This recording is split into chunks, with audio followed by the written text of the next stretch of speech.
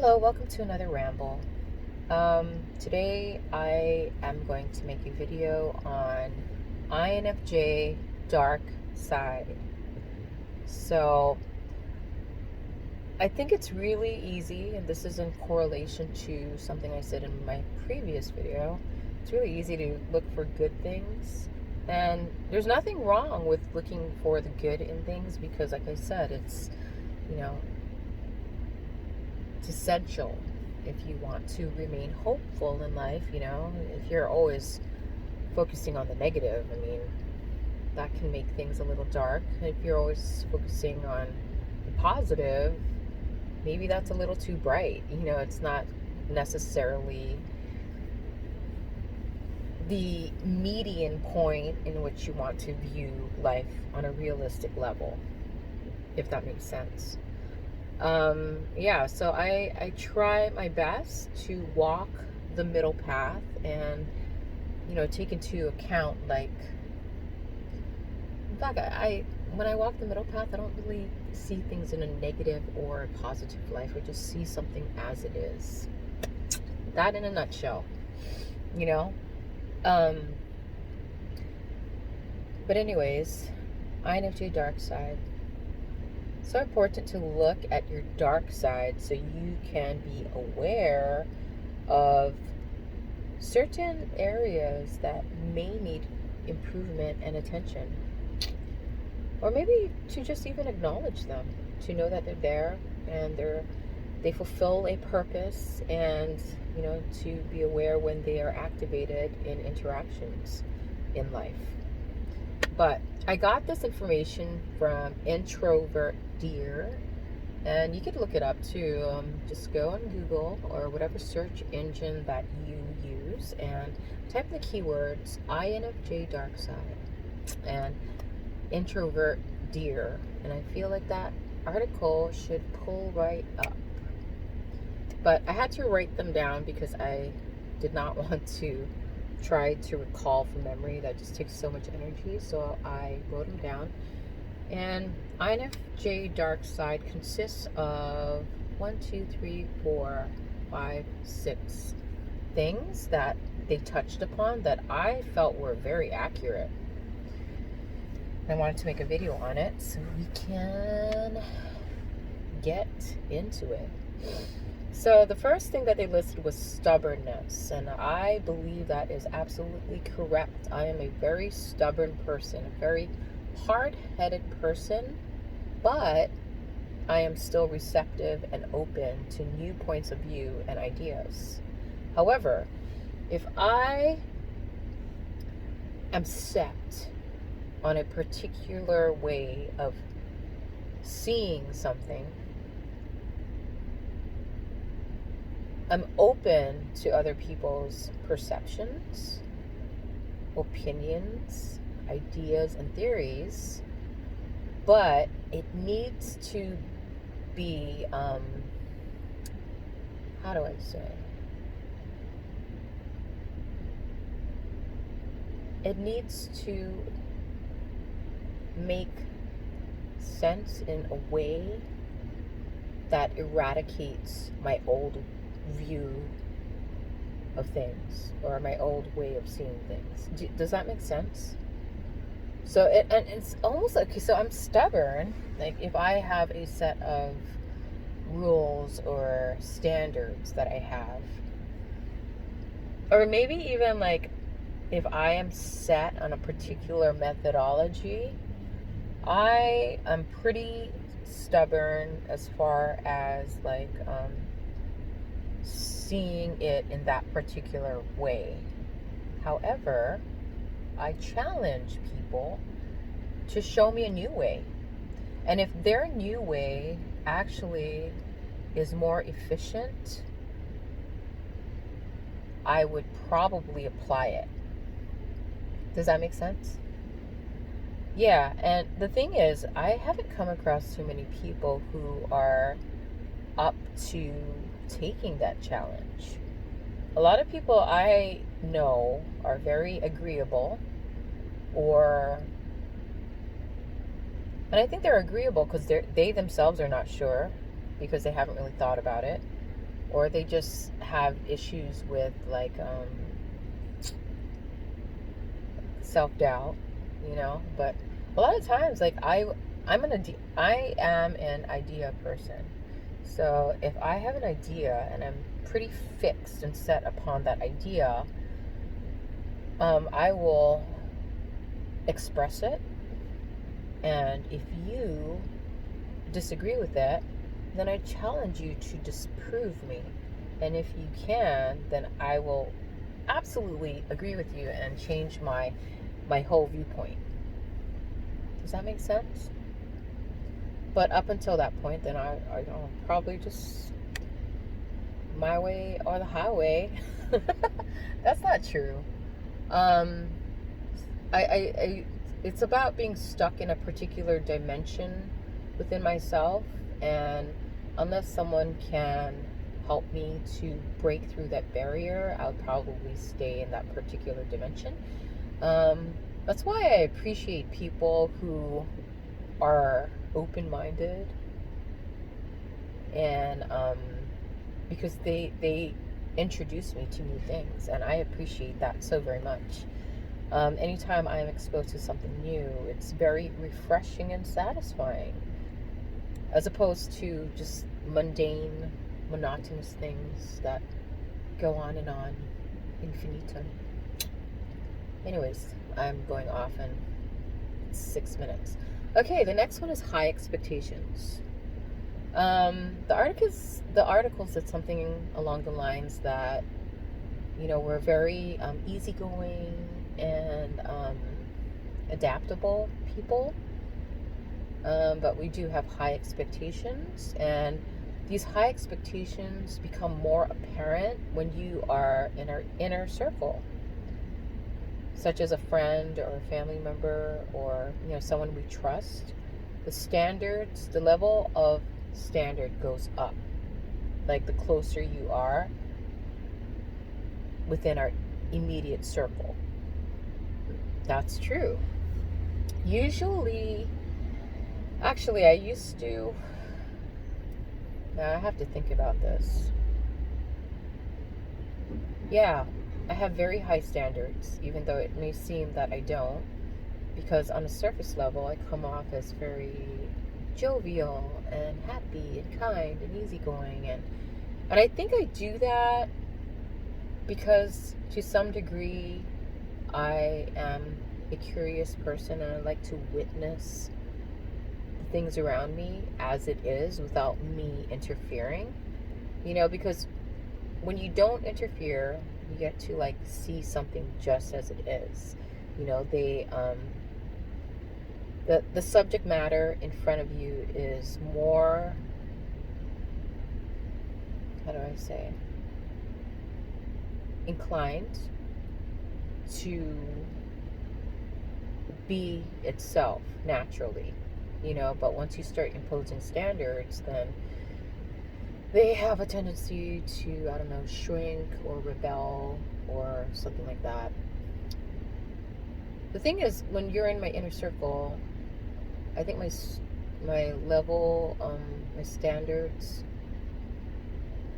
are raised because you are more active in my life, and if you're active in my life, I want us to work together to create something beautiful and harmonious. And if you're not doing that, then I'm probably more apt to be opinionated, and that could come off as being too harsh, which is another INFJ dark side attribute. Being too harsh. Yeah, again, on a surface level, if you don't know me very well, I come off as very kind and warming and generous and caring and loving and kind. I don't know if I said kind. And I am those things. But the closer you are to my inner circle, and the more I trust you, the more I am apt to show you the more serious and more critical side of me, if that makes sense. You know? Yeah. And usually, like for me, my definition of a true friend is somebody who's completely honest with you. So, the way I interact with people in my close circle is I am mostly a listener, but if you are encountering an issue or a problem, I have a tendency to offer advice. I've gotten better at it as I got older. Like before, I would just offer the advice. Now I just ask, like, do you need my advice before I offer it to them? Because when I offer my advice, it may not be what you want to hear, but it's most probably what's best for you to hear. It's probably something that nobody else would tell you, because people like to candy coat things to, I don't know what it is. Maybe they're afraid. Maybe they don't want to ruffle your feathers. I am not afraid to ruffle feathers, especially if you're in my inner circle. I am not afraid to be blunt, and that could be perceived as being too harsh. But in the same vein, if you were a trusted confidant, I would probably appreciate it if you did the same to me. You know, like there's a lot of things that maybe you don't want to hear, but they're most essential for your growth and for your well-being. You know what I mean? And true friends will let you know. And I do that. And if you're sensitive, then that might make you a little shaken up, but hey, that's just the way the cookie crumbles.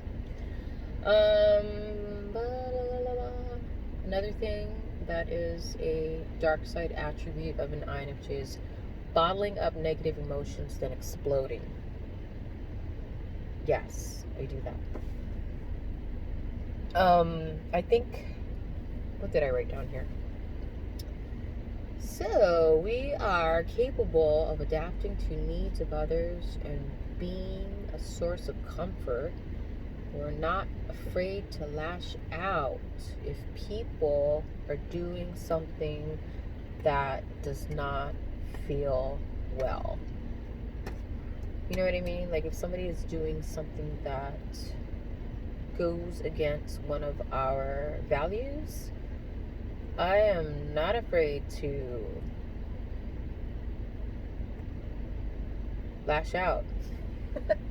Yeah, and I think that could surprise people because they're so used to seeing, this side, and so when the more serious side of me comes out, they get shaken up for sure, but like I said, I'm older now. I don't have time for BS, and I don't have time for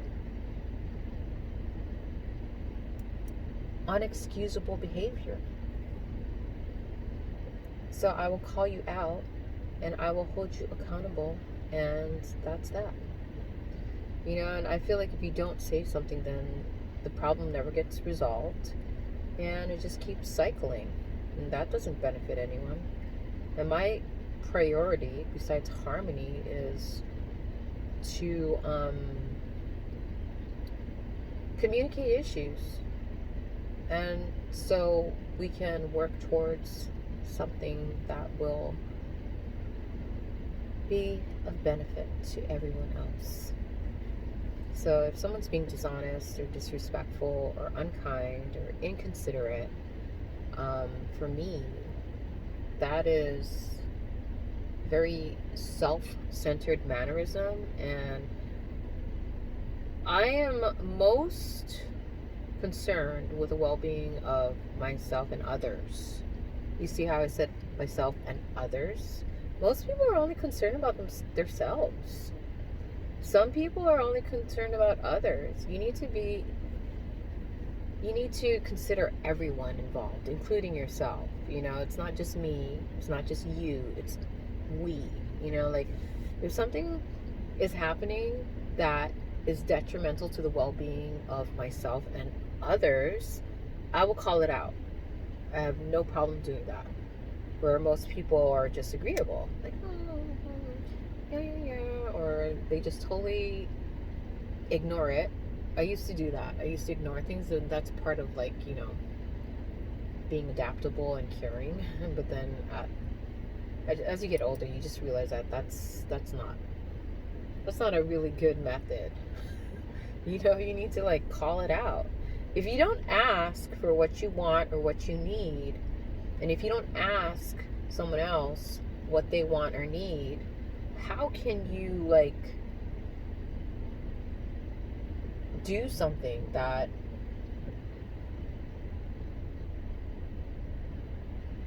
will fulfill the needs of the whole? You know what I mean?